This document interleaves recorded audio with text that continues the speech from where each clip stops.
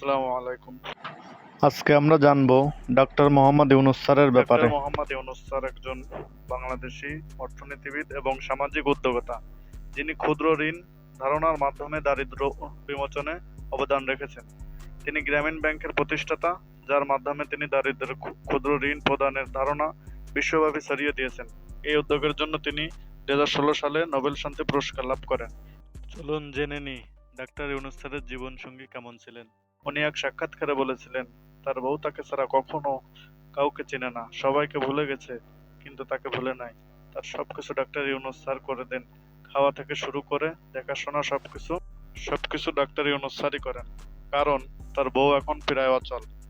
তবুও তিনি বলেছেন, আমার কাছে আমার বউ এখনো বাচ্চা, এখনো অভিমান করে, আমাকে না পেলে কিছুই খায় না, আমি না আসলে ঘুমায় না, আমাকে না পেলে কিছুই করতে চায় না। আমার কাছে সে এখনো আগের মতোই কিশোরী। তিনি আরো বলেন, আমি তাকে ছাড়া থাকতে পারি না, তাকে রেখে দূরে যেতে পারি না, সে আমাকে ছাড়া থাকতে পারে না, আমার কাছে অনেক কিছু সে। ডাক্তার আপনাদের এই ভালোবাসা অনন্তকাল বেঁচে থাকুক।